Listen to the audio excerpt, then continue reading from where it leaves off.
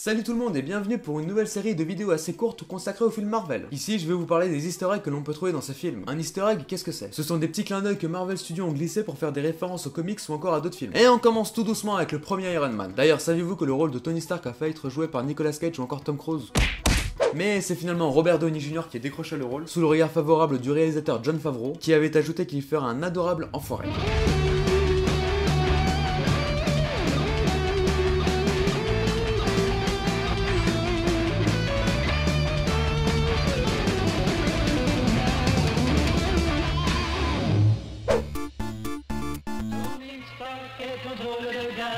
C'est un homme d'affaires qui ne sourit pas.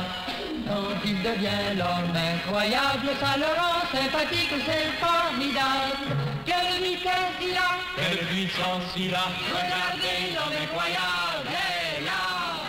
Ce générique est celui du dessin animé Iron Man de 1966. Et au début du film Iron Man 1, la musique jouée pendant la scène du casino est une version jazz de ce générique.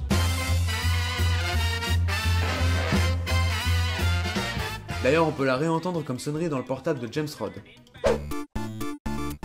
Suite à la scène du casino, Tony rencontre une journaliste qui va là-bas. Elle s'appelle Christine Everhart et bosse pour Vanity Fair. Ce personnage existe dans les comics et bosse pour le Daily Bugle avec un certain Peter Parker, un mec pas trop connu.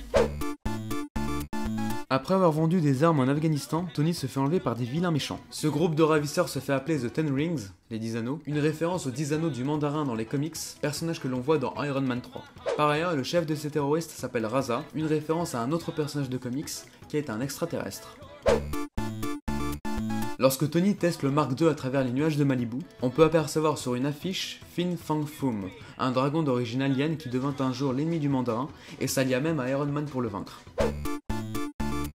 Obadiah Stane, l'associé de Tony Stark, est un grand amateur de jeux d'échecs. On peut apercevoir dans son appartement beaucoup d'objets de ce jeu de stratégie.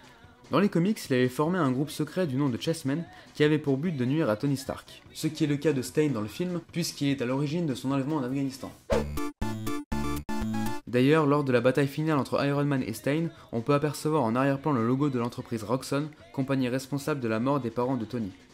Bon, nous venons à la fin de cette petite vidéo. N'hésitez pas à laisser un petit pouce bleu si vous avez aimé, à la partager et à vous abonner si vous êtes fan de l'univers Marvel. Pas mal de choses à venir. Je vous invite également à me suivre sur Facebook et sur Twitter. Et je vous dis à la semaine prochaine pour une nouvelle vidéo. Ciao!